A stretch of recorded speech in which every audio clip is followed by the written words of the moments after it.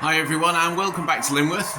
Today we're going to have a look at the bowstring bridge, which goes across from the upper level at Lyneworth across to Millhampton. Straight out of the kit it's just purely MDF, which I've sprayed with just basic primer. So we're going to have a look at a little bit of detailing and weathering on that and see where we take us and see if we can make it look a little bit more realistic. So welcome back to the workbench, aka the dining room table, and as you can see it's a little bit tighter than it was when we were doing the ground signals. Not a great deal. I need to put those away because I don't think we'll need any soldering doing for this bit.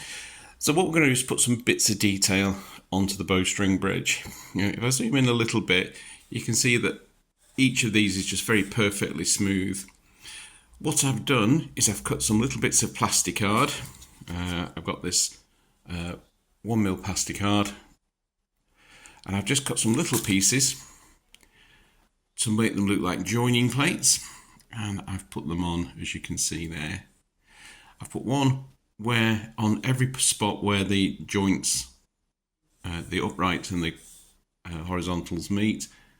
One there, one there, one there, one there, slightly smaller one on that one, slightly smaller one on that one, and so on all the way round. And as you can see, I've just given these a quick spray over with some basic primer. Now obviously these plates would not just be plates, they would have bolts through. So what we've got to do now is put some bolts. So what I'm going to aim to do is put 2 bolts in either end so that those bolts hold the plate on, and then a couple of bolts to hold this vertical strut and 2 to hold this one. So we're getting up with 8 bolts on here. Now obviously at this scale you can imagine the size of the bolts, they're very small.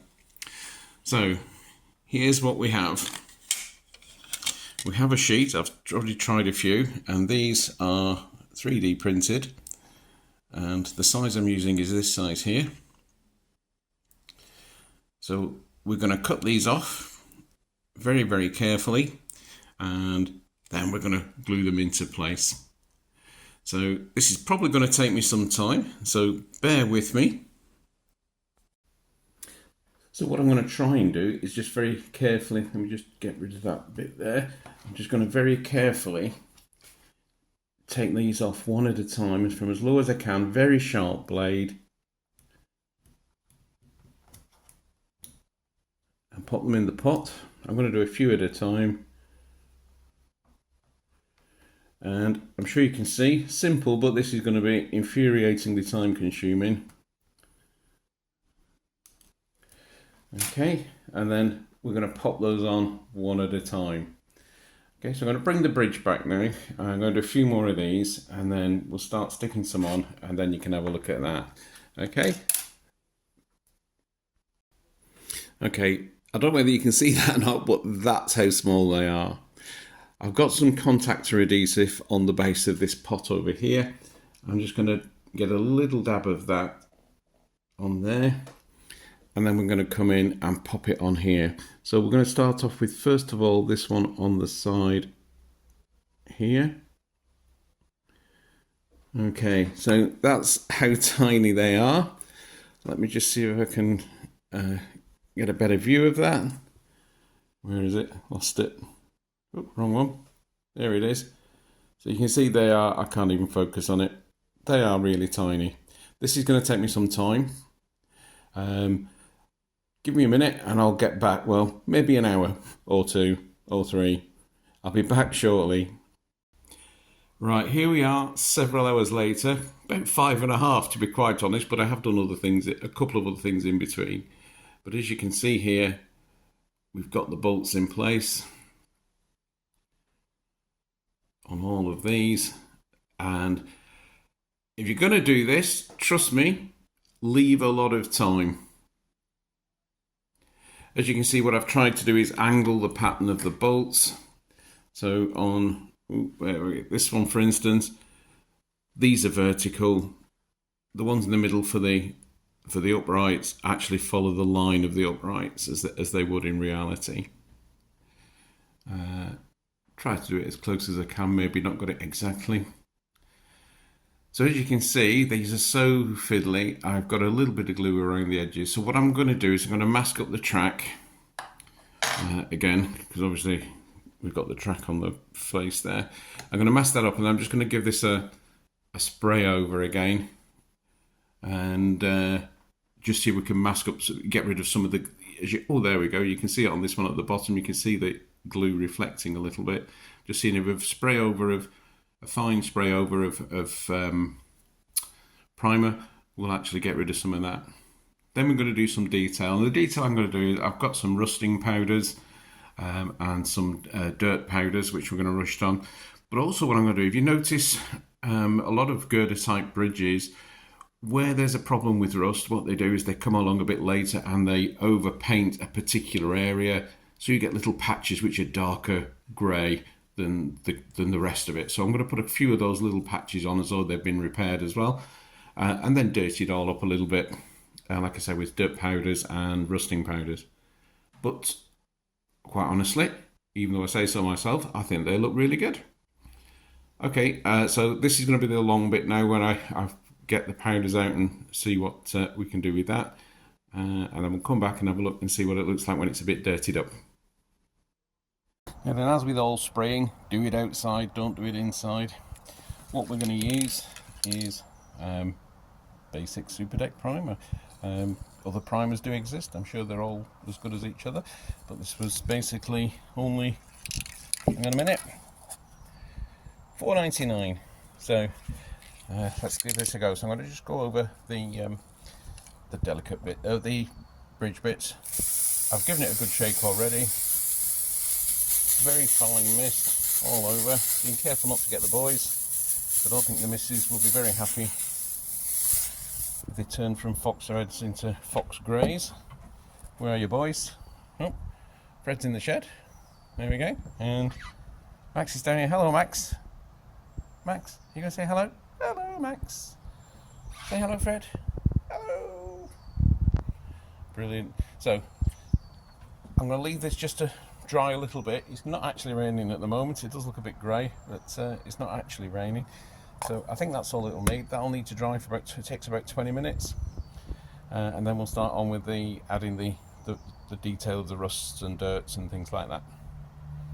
So welcome back to the dining room, also known as the workshop number 2. As you can see, I've been a bit busy doing some weathering, various different rusts and some dirty, oily, smeary type things. Okay, I've jumped ahead a little bit on this because I've done this about 3 times and really wasn't happy with the first couple of times, so I've binned the video. What I'll do now is just go over what I've done by doing the ones at the back there. So I'm only going to do this face because when it's on the layout you will only see this face anyway.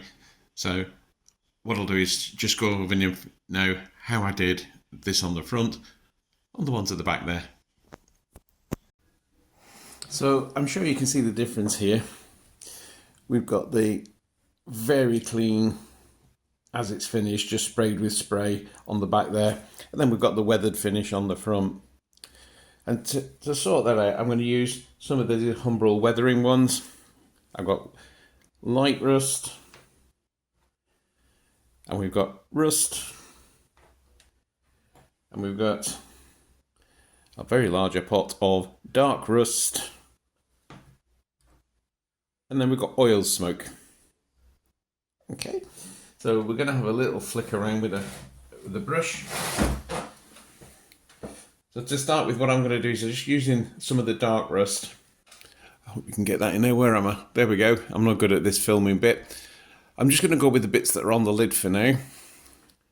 And I'm just going to put these across where the main part of it, a little coating of that. So we're just going to take a little bit out of the lid. Where are we? There we go. Just a little bit on the brush. And quite simply, we're just going to brush it on. And then just with the finger, just take it off. Just the little bits. Don't forget, rust isn't come in a pattern particularly.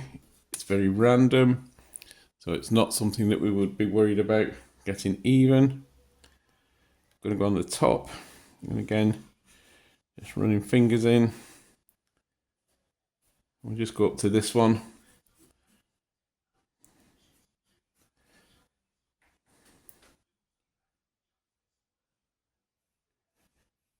And again, just pushing it in with the fingers a little bit. And again, down the uprights.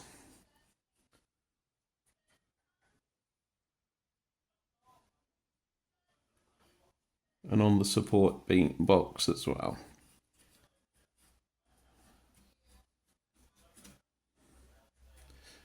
A little bit tricky this because you've got you're doing it from the inside.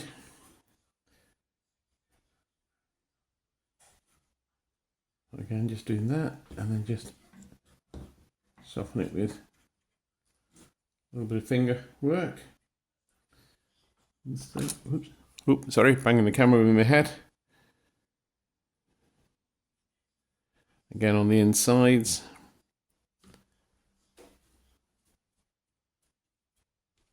And on the supports at the bottom. Again, just finishing that off with just a little bit of brush with the finger. And that's basically all I'm going to do with the dark rust. Let's do a bit around that one there, now don't forget. I'll do down the others in a minute. In fact, I'll just do that one as well, because I think that one's in the camera. Is that in the camera? There.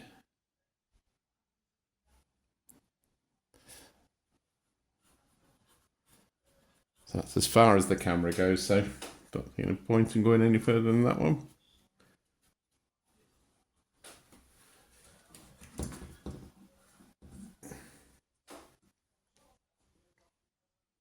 And a little bit on the block on the bottom.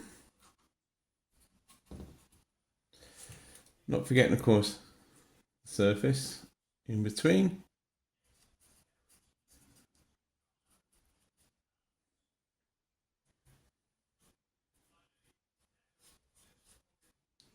Yeah. Now we're going to have a look at the rust plates, the joint plates. And for that I'm going to do a couple of different ones. I'm going to start off with a bit of light rust. And just flicking it around where the bolts are. As you can see already, that's producing quite a bit of contrast. Hope you can see that on the camera as well as I can see it here. To be fair, it actually does look better close up.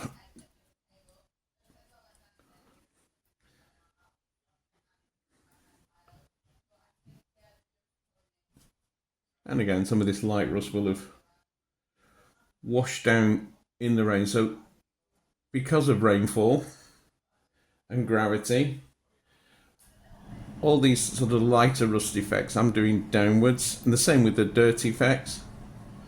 I'll do them in a downwards direction, because any rust that's going to wash off, or dirt that's going to wash off, is going to go in a downwards direction.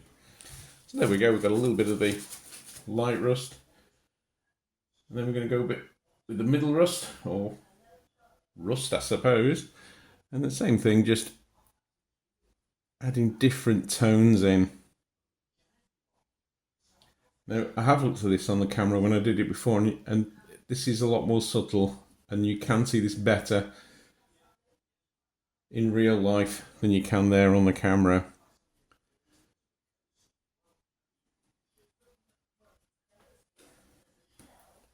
I'm just going to go over with the light rust as well. Oops. Over on some of the main part of the beams. In just in spaces, just to again add a little bit of colour contrast, because rust will be all sorts of shades. It's never one particular shade or another.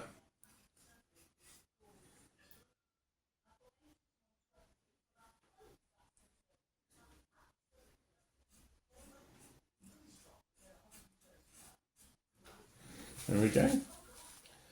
And I'm just going to finish off then, because I don't want to overdo this. then I'm just going to finish off with a little bit, a bit of oil, a bit of dirt falling down. So where the smoke from? Because don't forget, this is on the bridge is on the preservation line as well as the main line, the branch line. It's a preservation and branch line, so it will have had diesels going across, and it will have steam as well. So I'll have quite a bit of sooty water, sooty smoke. I mean, sooty water, sooty smoke, and of course in the rain, that's going to create these little runs coming down. So we're going to pop that in like that. A bit more on that one. Perhaps I'll just get a bit more on that. Again, I'm just using the, basically not dipping into too deep. If you get too bit strong, you can just rub it over with your finger, and as you can see, that just disappears. Again, top to bottom rather than side to side.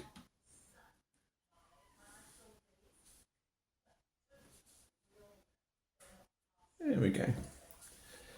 Okay, so I hope you agree that looks pretty good. What we're going to do now is use the enamel Humbrol varnish. Where are we? There we go. Obviously, I'm going to take this outside and do it, but it is raining at the moment. So what I'm going to do is finish off the rest of the bridge across that side. And then when it has stopped raining, we'll take it outside and give it a good spray. And then we'll get it up in position and we'll see what it looks like. So here we are back at the railway, and as you can see, we've got the bridge in place, and I think you agree that looks pretty good. So I've finished off with a little bit of weathering to the sides, a little bit of earthy, grey, browny colours, and a few weeds and bits of grass growing on the track sides there, as you can see. And as you can see, I've done all the side that's facing us, and very little on the side that's facing the garage door, because I thought it was a bit pointless doing that. And I think you'll agree that looks pretty good. We've got class 37 with the coal. If you remember from the video I did last week, I think it was, with the coal loads in the GBRF HYA, I can never get that right. I keep saying YHA, which of course is youth hostels, isn't it? There we go.